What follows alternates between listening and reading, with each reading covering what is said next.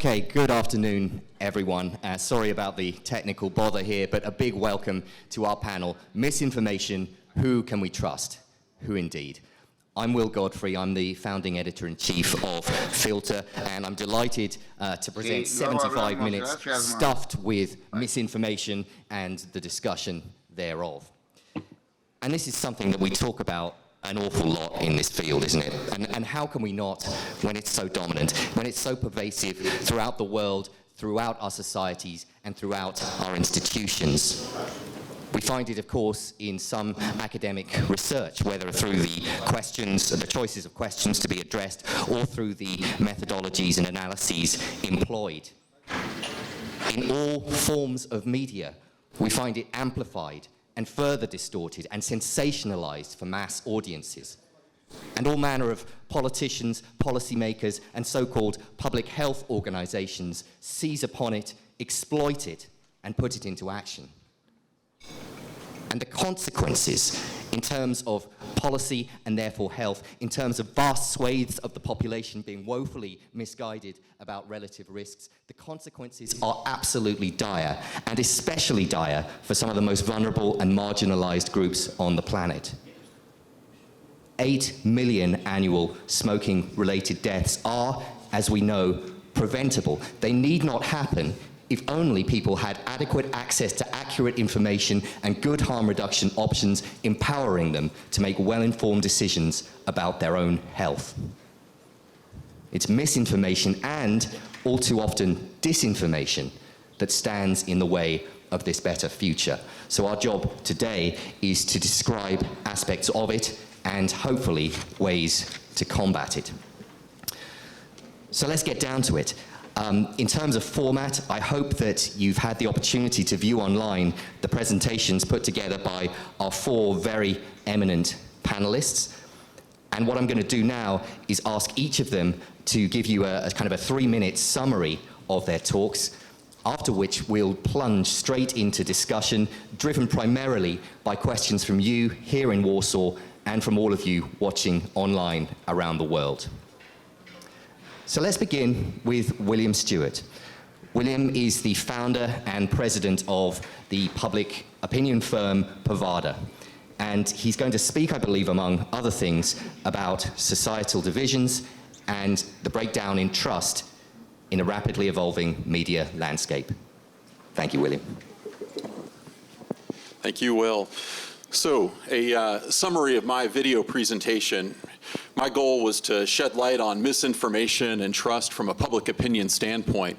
In other words, what can we draw from public opinion data to better understand issues regarding misinformation, trust, and so on? It had 2 components to it. First, I set the stage and talked about misinformation and trust based on some recent multi-country public opinion surveys. Then second, I tried to offer some answers to the question of who can we trust? So, quick recap of my video. First, what are we seeing in public opinion data about misinformation and trust? The Pew Research Center, which does fantastic work, found that the global pandemic has intensified perceived political and social divisions. In a 2021 survey that spanned 17 countries, 61% say their country is more divided than before COVID.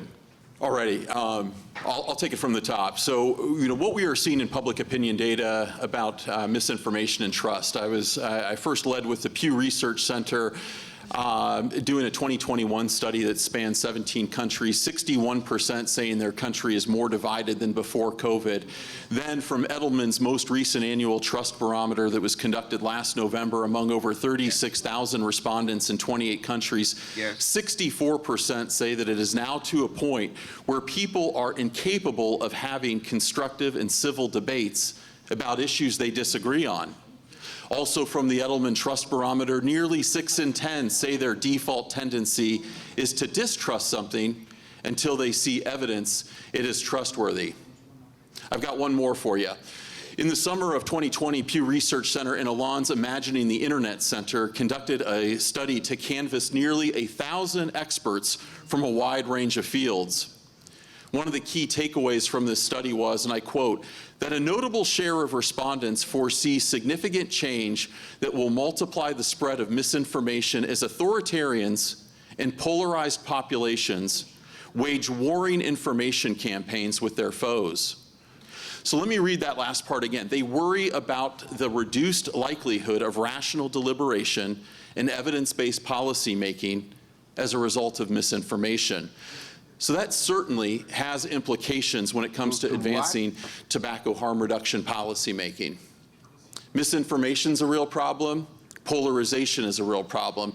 And so the question of who can we trust was the second part of my video that's online. In 2020 and early 2021, the Welcome Global Monitor was conducted as part of the Gallup World Poll. It included results from representative surveys in 113 countries. Number one, people's trust in science and scientists has increased. Number two, people are not sure that their governments value scientific advice. So given these findings, the study states that world leaders need to listen and show that they share public confidence in the role of science in solving health challenges fairly for everyone.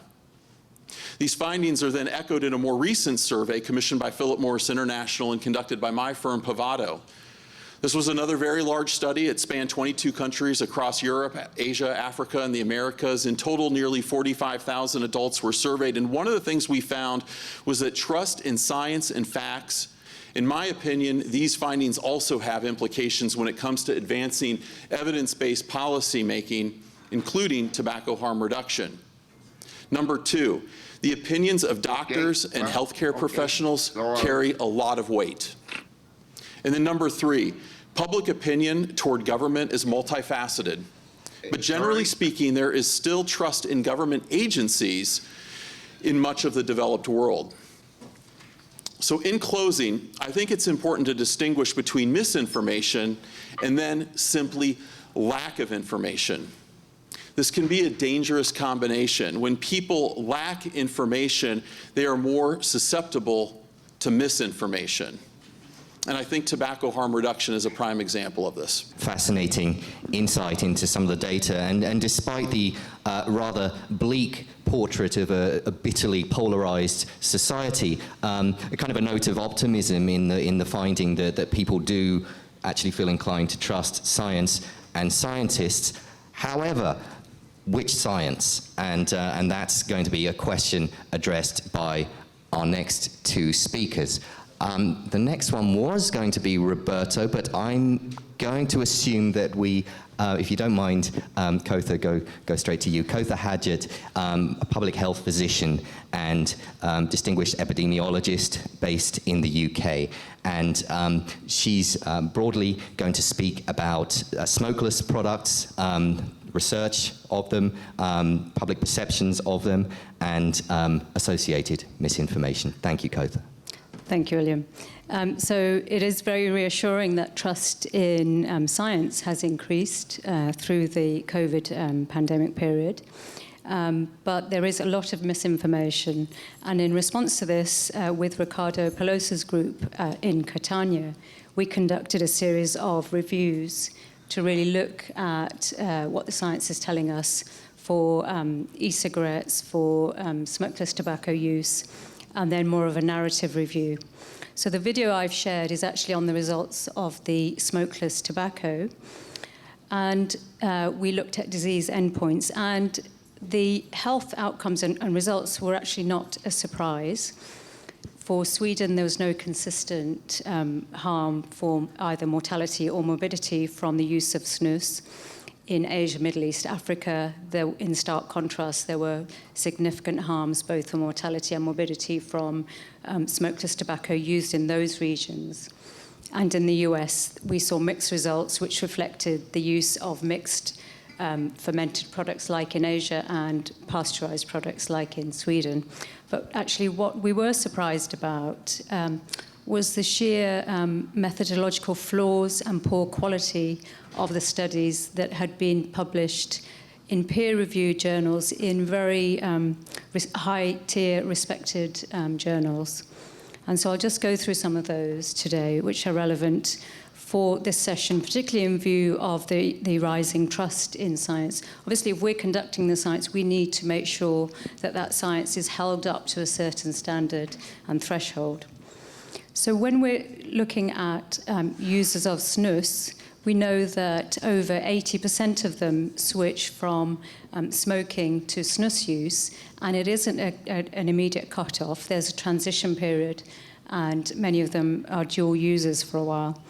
Yet, if we look at the studies in Asia, Middle East, Africa, and global, out of 40 studies, only 6 looked at both, accounted for former and dual smoking.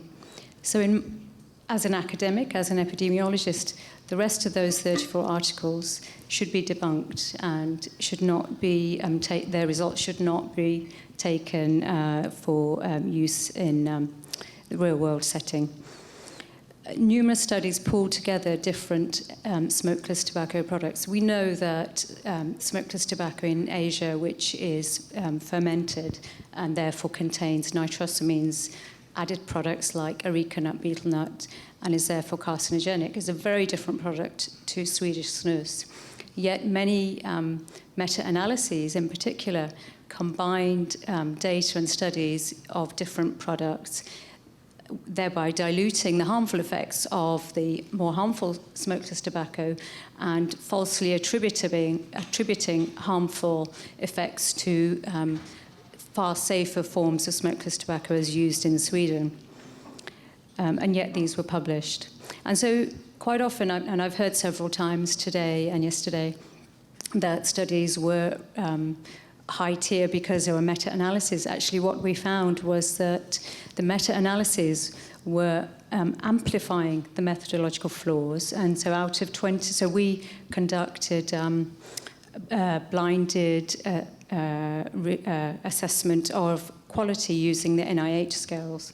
And out of 21 meta-analyses, 16 were blindly rated as poor quality because they were just not, they were combining heterogeneous studies. They were just not adhering to the strict protocols that you would need. So despite people trusting the science, we really have to uphold the science to do better. So we did actually another exercise because we wanted to see, right, we're academics, we can critically appraise articles. And so we looked at Google Scholar and we applied the same keywords that we'd used in PubMed for the other reviews. And in order to obtain 24 studies for, so 8 for cessation, 8 for initiation, and 8 for health outcomes, we had to trawl through. So the Google Scholar algorithm ranks studies according to their popularity, and that algorithm is on how often they're cited and used and searched. We had to trawl through 490 studies to achieve 24. 1 in 5 of the studies were actually on the EVALI outbreak. And even though we're 2 years on from EVALI, that's the science that people are still finding if they go in and search for harmful effects of using nicotine. 8% were on cannabis, and the rest were, to be fair, just junk science. And so we've actually made some recommendations for research. For example, having a clear view on causation. What are you actually looking for? Looking at counterfactuals. So if this person didn't vape, what would they be doing instead? Would they be smoking instead? Looking at confounding, which seems so obvious, but it's still not taken into account. Really defining exposures. So what do we mean when somebody vapes? Some studies would ask whether they'd ever vaped once in their life, and that was a definition of a vapor. And then I've heard a few times today, and you had mentioned that testimonials are very important. We found no studies looking at the voices and including the voices of end users. And so that's the situation of the science we have. Thank you, Cother. Some pretty astonishing findings there in terms of the prevalence and of junk science and also the absence of people who actually use these products from some of these studies, and surely the harm reduction maxim of nothing about us without us should apply in research as elsewhere. Okay, so we've heard so far that the public broadly want to trust science and scientists. We've heard why, in many cases, that can be actually something that compounds misinformation. But let's turn now to real-world impacts. And as I mentioned earlier, we could have chosen many different countries, but we happen to have John Oyston with us, who is a retired medical doctor and now independent tobacco harm reduction specialist based in Canada, where you may know that there have been some recent significant developments, most of them not great. And so John is going to tell us a little bit about the relationship between misinformation and impacts on the ground through policy. Thank you, Will, and thank you for the GFN for inviting me to come and speak. So in my presentation, I look at what's happening in Canada. Now, Canada is, I think, a respectable sort of middle ground country. That, our constitution is based on peace, order, and good government, and so people could perhaps expect good government out of Canada and good examples to follow. And initially in 2018, Canada seemed to be following on from the UK. We had a Tobacco and Vaping Products Act, which recognized that vaping has some benefits for cigarette smokers and that it will be harmful for young people. And it was a reasonably good and balanced piece of legislation. Unfortunately, as soon as vaping became clearly legal in Canada, the tobacco industry came in and Juul came in, and there was massive advertising on social media, which clearly wasn't aimed at middle-aged and elderly smokers. This led to a massive uptake in teenage vaping. At one stage, 12% of high school students in Canada were vaping on a daily basis, and this led to a moral outrage. So the media have taken up against vaping, which is perhaps understandable, and images of high school kids vaping are much more dramatic than pictures of middle-aged people not smoking. But then the medical organizations also have just seen one side of the story. So, for example, the Canadian Cancer Society has outdated data from a research project by David Hammond, which said that an increase in vaping was followed by an increase in cigarette smoking. Now, that article was actually corrected by David Hammond in the British Medical Journal, but the evidence that is 2 years out of date is still uncorrected on the Canadian Cancer website. Similarly, the Lung Association says, do not vape, which is unfortunate because we know that for people with lung disease like asthma and COPD, they get better if they switch from smoking to vaping. And you would think this is something that the Canadian Lung Association would want to talk about. Then if you look at specific smoking cessation organizations, they're not doing any better. There's an organization called Physicians for a Smoke-Free Canada that smoking kills and vaping probably kills also, that vaping is not an effective way of quitting smoking. And this is coming from supposedly a physicians' organization, although in fact the people who write the reports aren't actually physicians. Canada also hosts in Ottawa what they bill as North America's premier smoking cessation conference. And I've actually spoken at that conference, and it's usually a really good conference. But in 2020, they invited Stan Glantz to give their keynote speech. They brought him up from California to Ottawa in the middle of winter. He gave his speech. Predictably, he denounced vaping. They didn't allow a single question from the floor. They didn't allow anybody to challenge what he had said. This year, I was going to go to the conference. The night before the conference, they told me that because of my association with vaping and tobacco, I was no longer welcome and I could not attend. Not only me, but my colleagues who run vape shops are now banned from attending the best smoking cessation conference in North America. That's just crazy. So if you look at all that misinformation that's out there, it's not surprising that when Health Canada does studies, they find that of Canadians who have an opinion on the matter, more of them think that vaping is more dangerous than smoking than think that it's safer. Only 4% of Canadians correctly specified that vaping is much less harmful than cigarette smoking. Unfortunately, this also applies for physicians as well. And it's nice that William tells us that people trust doctors, but in Canada, only 6% of physicians will tell you to quit smoking by vaping. And many of them, I think it's 37%, think that smoking and vaping are equally dangerous, or that vaping is more dangerous than cigarette smoking. So there's misinformation at that level. So what does Health Canada do? Health Canada is supposed to be based on science. It's supposed to be following the data. So you would think they would want a massive campaign to educate the public and physicians about the real risks. But instead, they follow on from public opinion. They allow themselves to be led. So in Canada now, we already have a nicotine concentration limit of 20, down from formerly 60.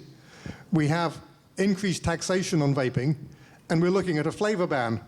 So they're doing everything they can to make vaping less attractive, not only to children or teenagers, but also to adult smokers looking to quit. And interestingly, Canada has actually committed to a tobacco endgame. It's committed to an endgame of 5% by 2035.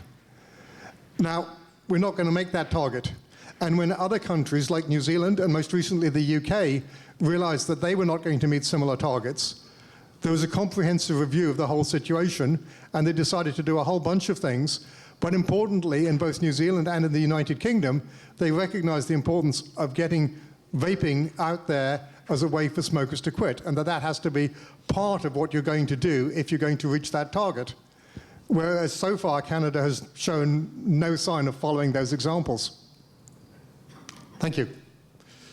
Thank you very much, John. Unfortunately, the pattern you described is a very familiar sounding one to those of us who live in many other countries. And when 96% of Canadians do not know that vaping is safer than smoking, something has gone disastrously wrong. We'll return to you for your thoughts about Canada's prospects perhaps a bit later. But I think we have Roberto back. Can you hear us, Roberto?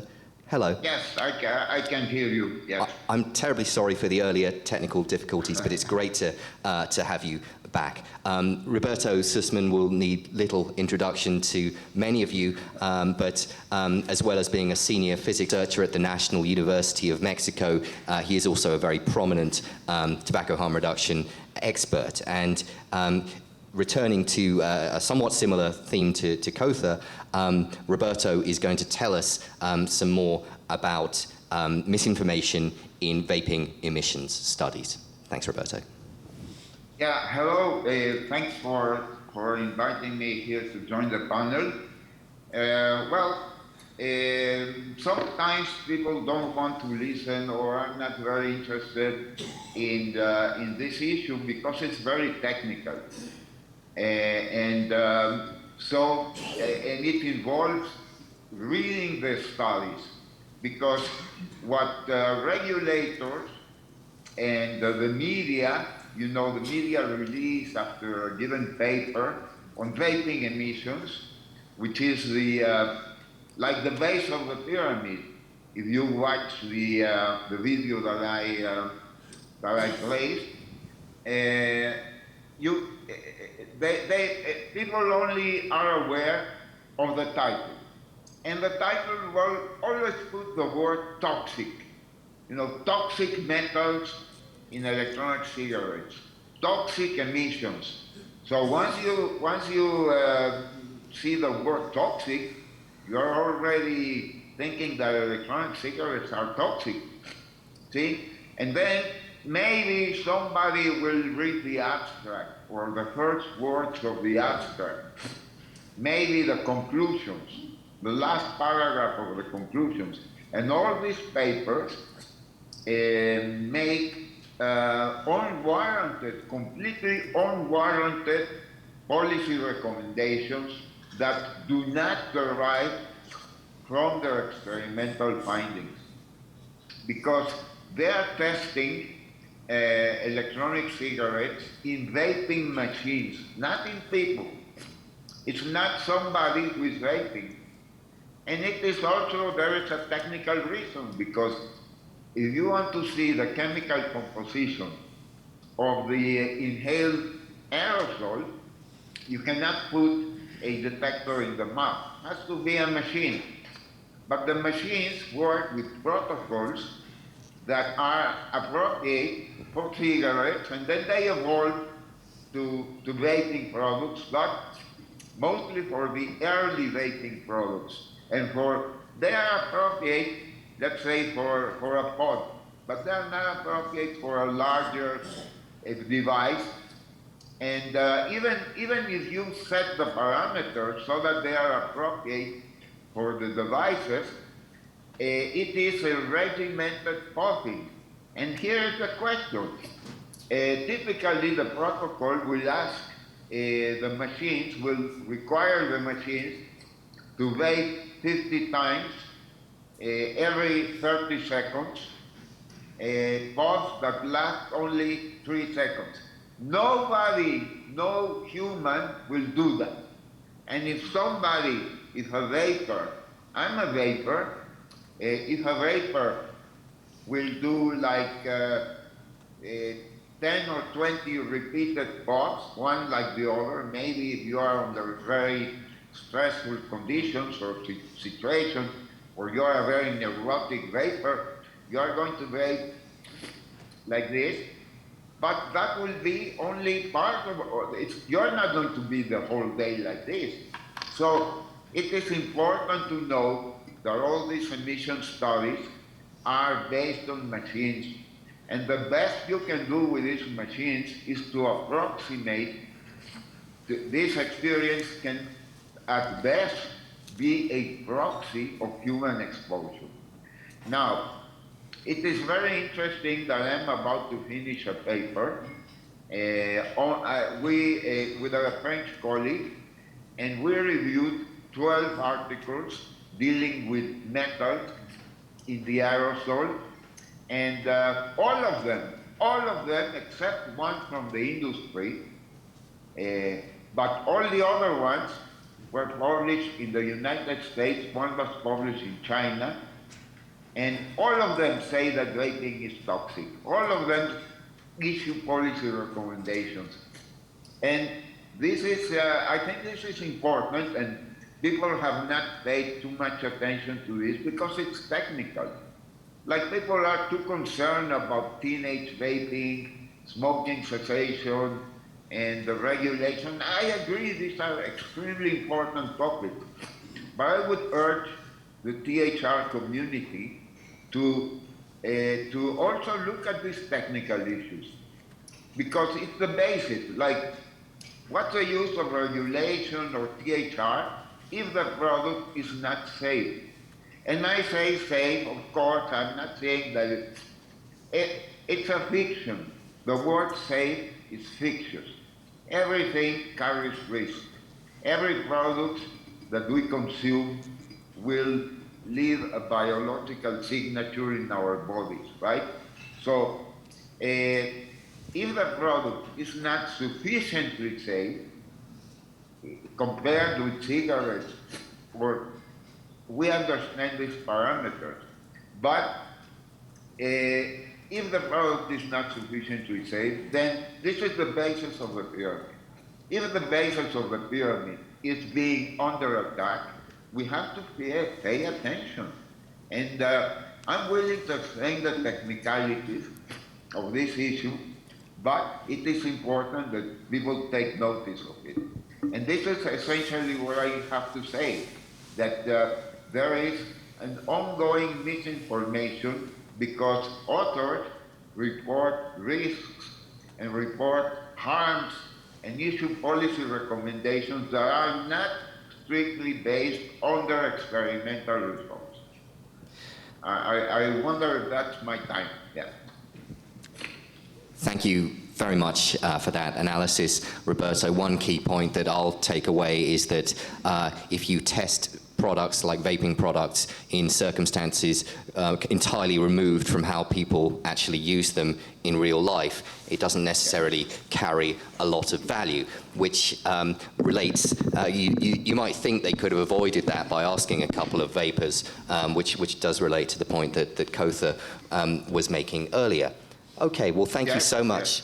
Thank you so much for your summaries, all of you. I'd like to move straight to the questions section now, and so all of you in the room are invited to ask questions. Jess, I do not currently have access to online questions. It's okay, we can proceed without if necessary. But I'll just get the ball rolling. I do see one hand up already, but you know, Cother, when you were telling me just about the volume of flawed studies out there, and this is something that I remember hearing about several years ago. It's not necessarily a new phenomenon, even though your research documented it more.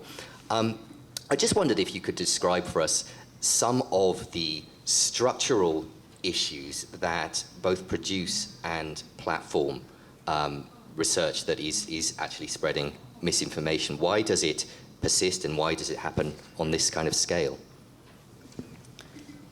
So we've been I don't have an answer to that, but we have been thinking about, you know, why is there good evidence and good science that is mixed with junk science and some of the science that Roberto was mentioning, where people are falsely reporting emissions data using temperatures that are way higher than you would have in a human condition, or doses or frequency that just do not reflect the human condition. And so for our review, we only looked at disease endpoints.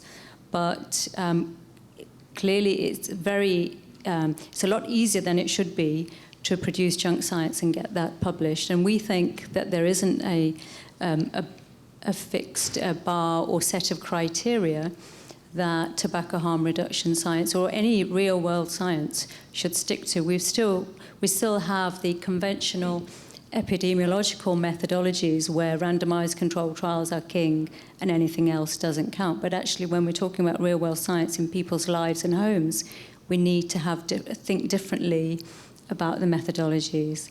And there are some very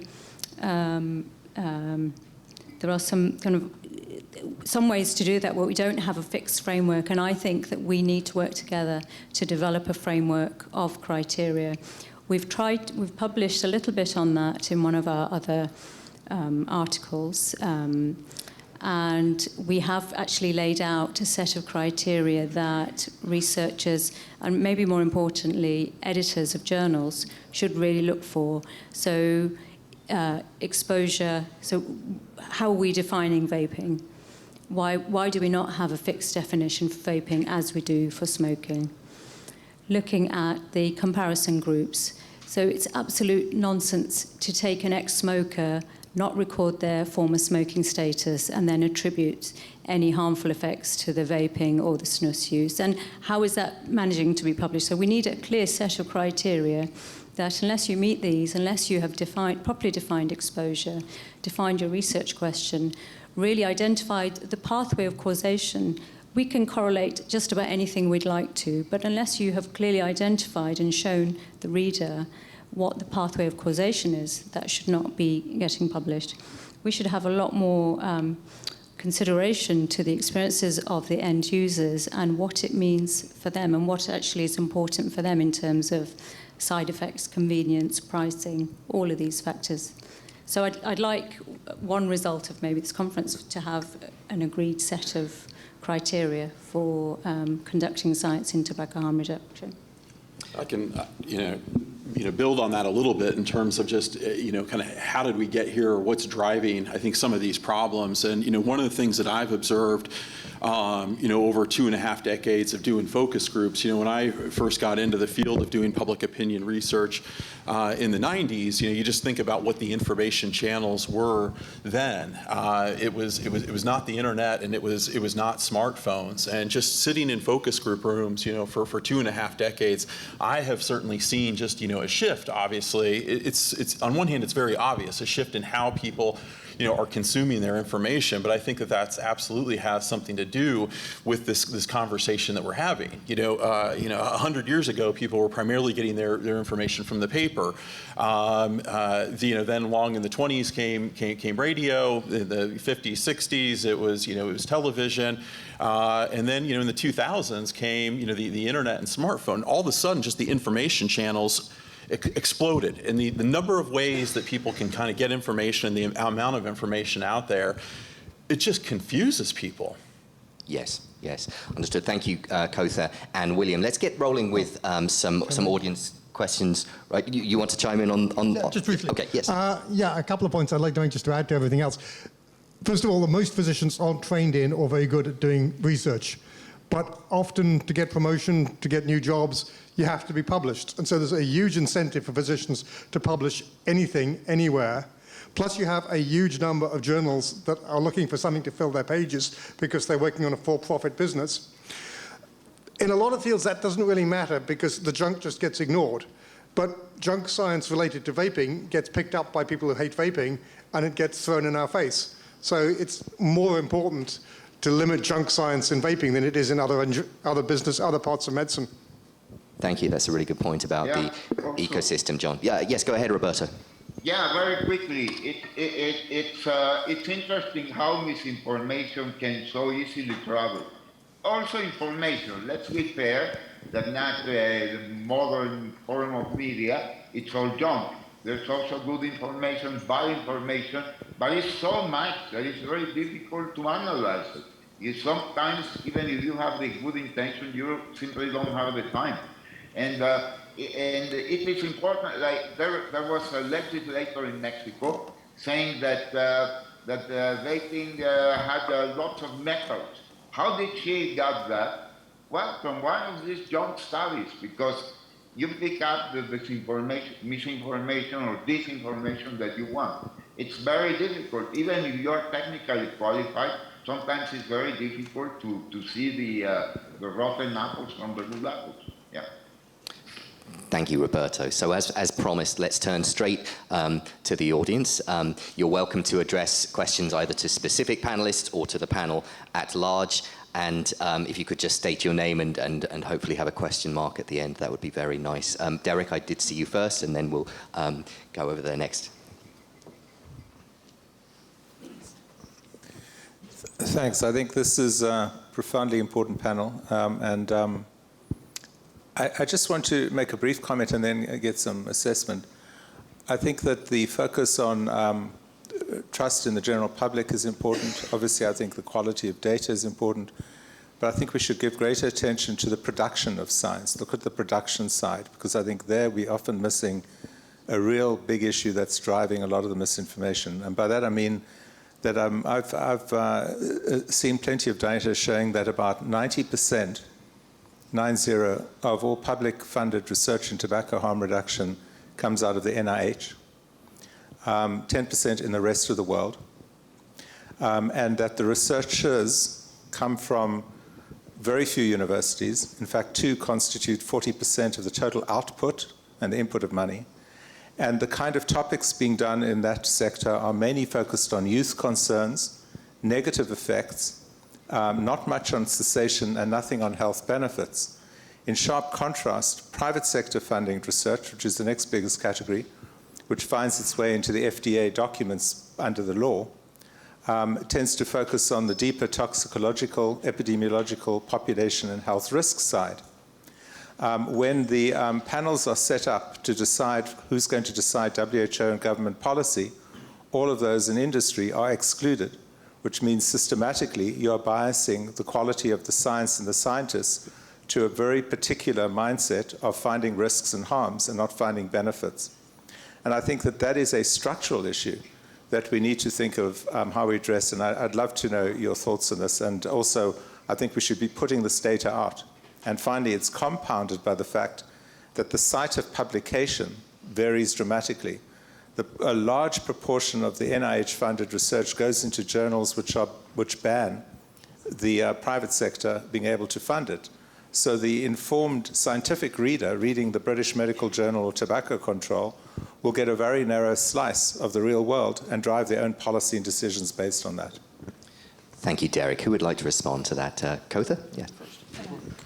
Just a very quick point and hand over. So just to corroborate that, we did find quite a lot of publication bias in our reviews, and even studies where they did find both positive and negative findings. The positive findings remained in the tables and were not brought into the abstract and discussion, and so they were ignored. And so there was blatant over-reporting of the negative and ignoring the positive effects on.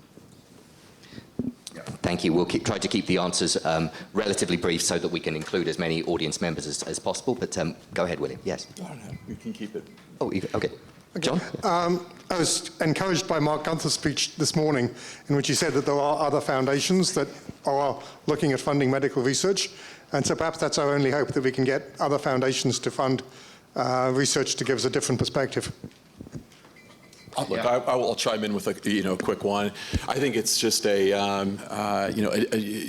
you described, Eric, just a dangerous and depressing kind of situation, because we see it in public opinion data all over the world. The trust in science, it's the North Star. That is really what people are gravitating towards right now. They can't really, trust the companies. They don't really, fully trust, government. A lot of, polarization, politicalization, out there, and so everybody kind of points to the science. And then it's kind of depressing to hear, the talks of, Roberto and Cother puts a big question mark on the integrity of the science. It's just a vicious circle. It's a problem. But Roberto, go ahead, yeah. yeah, very quickly, it's this, I think we're facing here an issue of angels. The angels are lying and the devil is telling the truth. But it is very difficult to sell this message. Like, if you are have good intentions, you trust the science, you trust the New York Times or Washington Post, but it's very difficult to tell people the New York Times is lying on vaping. Maybe it's okay in other issues, migration or whatever, or the Ukraine war or whatever, but in the case of vaping, they are like Putin. Thanks, Roberto. I think you're saying it's better. We do better to be truthful devils than lying angels. Yes, I think we had a question over here we can go to next. Yes, my question is, what is the... sorry. LNM, I'm from Forbes, Georgia. My question is about what is the role of industry-led research itself in all of this. I mean, industry, R&D, and that's one part of the question. And you also mentioned several times that, people are listening to doctors, they trust doctors very much, and what media does in many cases is that it turns to these authorities because it's easier to give an open mic and listen to some of these doctors, right? And not looking at actual data and not driving its own decisions out of what it sees. So how can it be solved that data is also available there, and also the role of industry-led R&D as well? Thank you. Thank you very much. Perhaps we'll turn that first to the doctor sitting next to me. So doctors do have a lot of authority, I believe. Why are they doing such a bad job in this area? And perhaps what could be done to improve things? Just to address the first part, stuff from the tobacco industry obviously has to have a higher level of scrutiny than stuff that's from impartial people. But particularly now, when we have the technology that all the data from a particular experiment can be deposited on the web and anybody else can come to re-examine it, I think that we should be looking to a situation in which stuff from industry gets examined on its merits and people rip it apart if it needs to be ripped apart, and they accept it if it doesn't. As far as physicians are concerned, the problem is that there are some people, Stanton Glantz being a good example, who gives great sound bites. And you can't really blame media if they speak to Stanton Glantz and use him, because he was until recently a professor at the University of California. So it's hard to make media choose the right people to speak to. John's online presentation concludes with the rather eye-catching soundbite that perhaps tobacco company websites are the best sources of reliable information in this field. We can discuss later, but would any of you like to chime in on the questions raised here before we go to another audience member? Roberto. Industry papers, at least in this area of emissions, are excellent, absolutely better quality than any of the papers that, by the way, as Derek said, they are funded by the NIH. All these papers from the US, except the one from China. And the industry paper was by Jules, is excellent. And I can say that because I'm an external scientist. I come from theoretical physics. So I would just say that, yeah, it's excellent papers by industry. Thank you very much, Roberto. Perhaps let's move swiftly on. Yes, one right at the back there. Let's got two others in my line of vision too, but yes, right at the back. Yeah. Thanks. So as a public health graduate student in the United States, I'd like to know your perspectives on how can students address misinformation and disinformation about tobacco harm reduction in academic spaces and universities led by public health professionals? Go ahead, Cother. So as a public health graduate, you are actually equipped to critically appraise any articles that you see. So anytime that situation arises, it's very useful for you to, I don't know, write a blog or something that is accessible to people who don't have public health credentials or are not familiar with tobacco harm reduction research. I think the more kind of lay messaging we can get out there, the better. Thank you, Cother. Anybody else like to address that question, or we can move on to the next one? Yes, you had your hand up.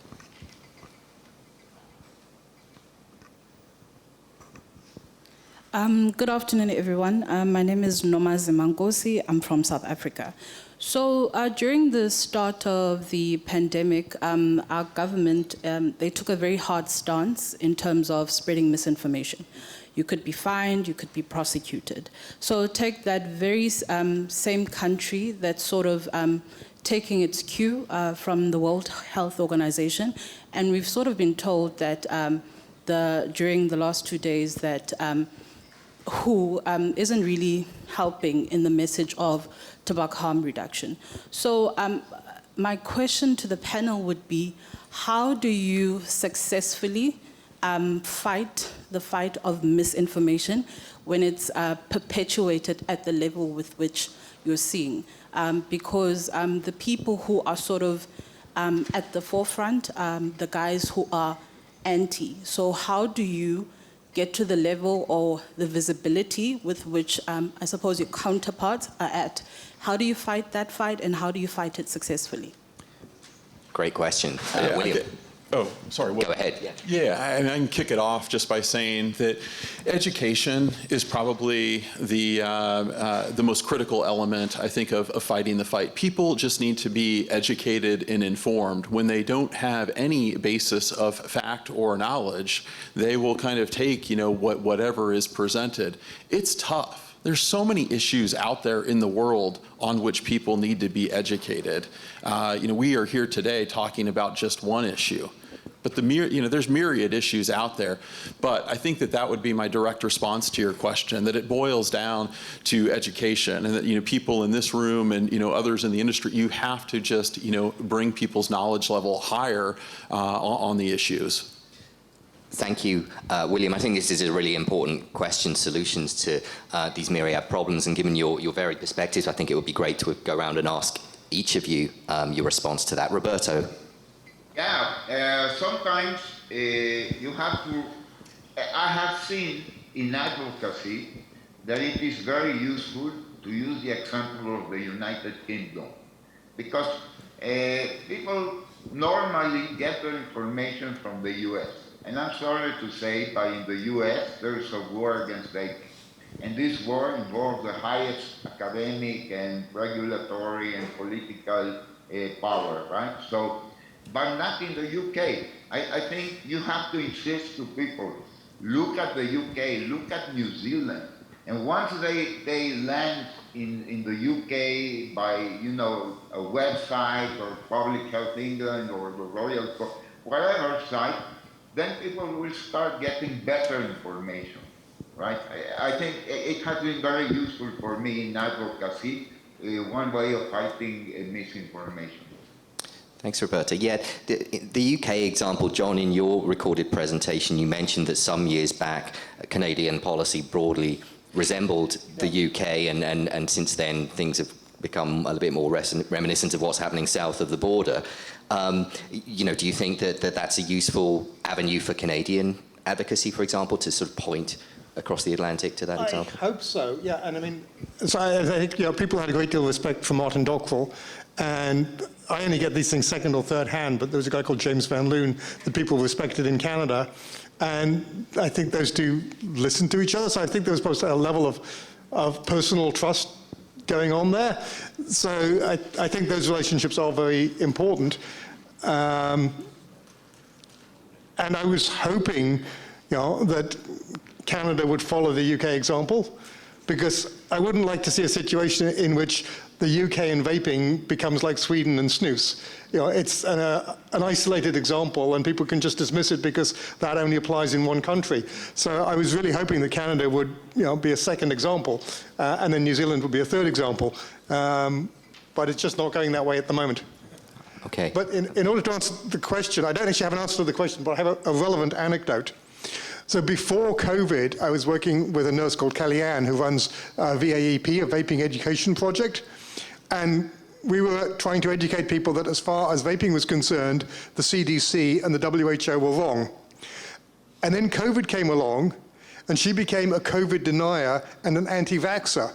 So I was then trying to persuade her that although the CDC and the WHO were wrong on vaping, I think they're right on COVID.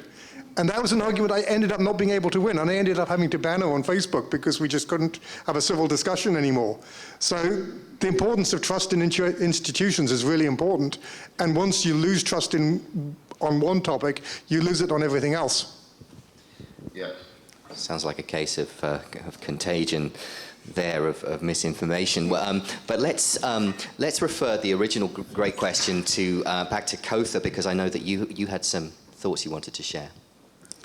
So I guess 2 points I'd make. One is, who gets to decide what is misinformation to begin with? And I think that's a fundamental question we need to ask. And I know for COVID on social media, there were algorithms looking for keywords, and I know that they were prohibiting professors at Oxford University, for example, from putting out any narratives that differed from the rest of the governments. And so I think that's one thing we need to think about carefully. And and you mentioned the WHO, and there was an article in The Lancet a couple of days ago really challenging the stance on tobacco harm reduction. And I think that type of advocacy and pressure is useful, and I think we need more of that. Thank you, Cother. Okay, I believe we have another question. Yes, sir. Thank you. This is Sen from BAT.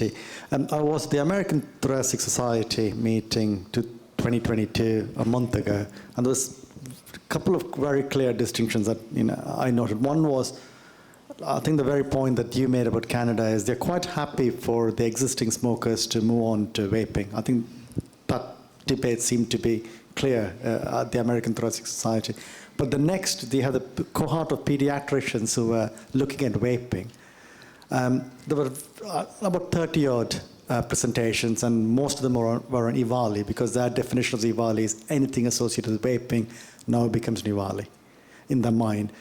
But a couple of take-home messages from all those kind of summary presentation was, if they understood the product, they had a youth talk about vaping, and he was saying how he gets this stuff from the corner of the street and so on and so forth. So then they put up a picture of the various vaping devices he could get. So the story is, what they want to know, at least a cohort of pediatricians there, is to have a product that they can understand what it does, what are the constituents of the product, what's the PK, what's the profile of the product. And we have several presentations here where the products are well described. And so my question is, well-characterized products is what they want, the pediatricians want to understand. How would you get that information to the group of clinicians, differentiate vaping from illicitly available stuff that they consider as vaping? Okay, so how do we get accurate information to physicians about what so-called EVALI was and wasn't? Yeah. And that's a good question, and I'll add a follow-up as well in case anybody wants to address this. But I'm just curious, obviously, EVALI could be seen as a kind of flagship for misinformation, or initially misinformation, which subsequently in many cases became disinformation, when the actual cause of it was known but still not proliferated. So as well as the question about how to get accurate information to physicians, I'm curious if any of you care to answer in each of your fields, if you could describe any impact of the EVALI thing on your work and your community. Who would like to go first? John. Okay. So just a couple of days ago, I came across the website for ITV, which is a national independent broadcaster in the UK, and they were talking about a report on vaping, and they referred to the WHO website and severe acute lung injuries caused by vaping. And so clearly they were referring to EVALI. And EVALI has been and gone, you know, so it's unfortunate that, I mean, I guess there's a general problem with the internet that once something gets said on the internet, it stays there forever. But when something like EVALI gets stayed and journalists, I assume out of ignorance, pick this up, it's very difficult to get rid of it. And I don't know how we ever remove the stain of EVALI from vaping. Anyone else with thoughts on that? William? Yeah, I mean, at a super high level, looking at public perceptions of e-vapor products, over the past, decade plus, I think that the public gave e-vapor products the benefit of the doubt. When they first came onto the market, let's just arguably say around 2010, and perceptions, were quite high. I think then, as years went by, I'm not going to put a specific year on it, but let's just say maybe, 2014-ish, 2015-ish, it just felt like, in surveys and focus groups, you just get this feeling that, people started realizing well, this isn't a cessation product purely. It is an alternative to, combustible products. And I think that's, when perceptions of e-vapor products, it kind of started a bit of a decline. And then EVALI came along and things really went further downhill from there. So yes, just trying to give some long-term perspective on public perceptions of e-vapor products over the past So it kind of accelerated a pre-existing trajectory. Yeah. Roberto or Cother, would you like to? Roberto, yeah. Yeah, look, EVALI is very much alive in the mindset of Latin American regulators. We saw it in Mexico as a prohibition. Well, it was really a hardening of the prohibition, and it was expressed by the president himself. So EVALI is still alive there. It is, and the reason is again what I say, that people get so much information that they don't have the time. So they connect vaping and EVALI and people dying, and they're not going to research anymore. So it is a very delicate issue. Now, from a technical point of view, it's total rubbish. I mean, that can be very easily replied, and we have to look for ways of replying it in very simple words. But it is, I say, it is very much alive in the mindset, and it has done a lot of damage. And it's a weapon that, unfortunately, because the way information is spread, that not giving people chance to analyze it, or even if you have the intention. And you can currently read Roberto's fantastic article about the impact of EVALI on prohibition in Mexico at filtermag.org. Cother, would you like to add anything to the question of the impact of I don't really have EVALI much to add other than, despite it happening in the US, the public in the UK still think it was an issue there as well. And as I mentioned earlier, still 1 in 5 articles on Google Scholar, the most popular articles, 1 in 5 of them are still on EVALI. So it is having a lasting impact. I guess when I've been thinking about why this is still at the forefront, when we publish our work, we tend to use academic language, jargon, and I don't think we're doing as good a job as we can of getting that message across to people who are less health literate and non-academics. And I think the media are ahead of us and doing a better job at getting these. I think Roberto mentioned people only read the headlines, and they're good at making headlines. And so a question whether we need to up our game a little bit with communications. Thank you. I think we just about have time for one more question. Yes. Hi, Chelsea Boyd. I guess that kind of piggybacks onto what you just said. Do you have any recommendations for how to train academics and policymakers and, well, really anybody to speak more to a layperson? Because I work at a think tank, and I feel like that's a lot of what we do, but you encounter a lot of academics, particularly, who don't know how to translate their work. So what are you thinking about training people, I guess? Well, as an academic, I think the other panelists are probably better suited at answering this question than I am. But I would say that you should rely on a team of people who are non-academics and experts in health communication, but also have training yourself, have some formal training, and then put it to practice. But I'd really defer to my panelists. Yeah, I mean, it's a really important question, and not to toot my own horn at all, but my publication, as well as some others, does make an effort to try to translate important academic work into terms that even I can understand. And I think it matters, given the figures about just complete unawareness that we've heard in the general public, and also Dr. Snelsworth. Go ahead, William. Yes. Yeah, I think just again, drawing on experience from doing a lot of focus groups, I could give you the cheeky answer and be like, we would hire a firm like ours and we would do focus groups for you and make sure that all that messaging is nice and streamlined. I think simplicity is key. Just again, just kind of going off of what we see in focus group rooms, when we do message testing research on any different issue. Just when you're communicating to the masses, just trying to get to the point and keeping it simple is really quite effective, bottom line. And so I'll keep my answer simple. Roberto. The answer is science diffusion. Like somebody can be an excellent scientist or Nobel Prize, whatever you want, but that doesn't mean that person is the best person to communicate science to the lay people. There are scientists who are trained for that, science diffusion. And I think it's important to contact them, because what I see is that Scientific American, Discovery, a lot of publications, they simply are echoing the what the establishment, the scientific establishment in the U.S. is doing, is the misinformation on vaping. So it's important to contact people who are diffusing science, and these people will be able to train you how to explain scientific issues to lay people. It is possible. I've done it. I have had this type of training myself, right?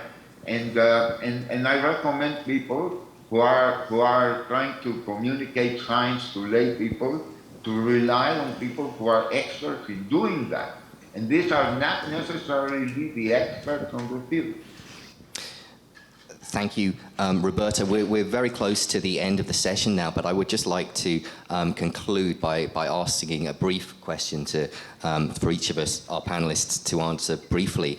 We've just heard, obviously this is a highly complex area with myriad different sources of misinformation and many structural and deliberate factors that cause that.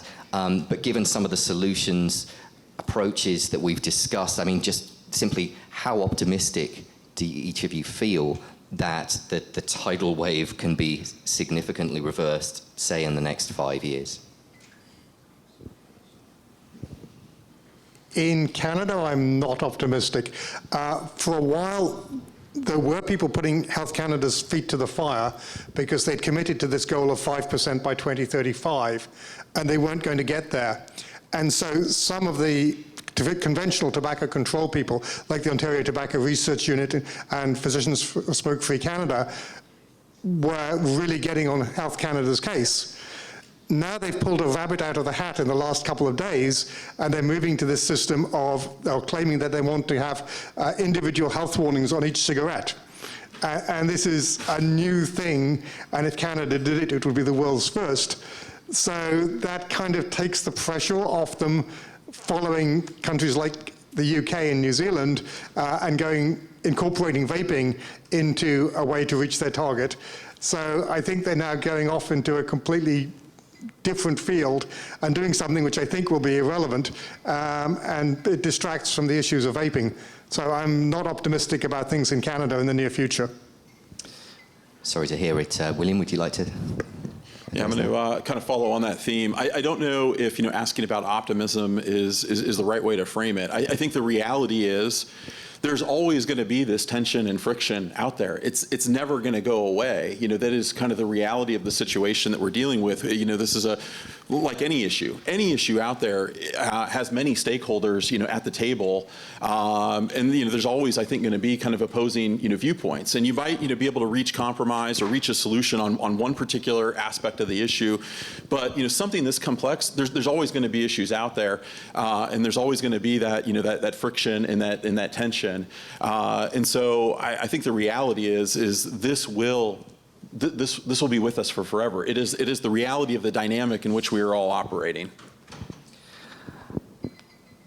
Roberto, what's your take?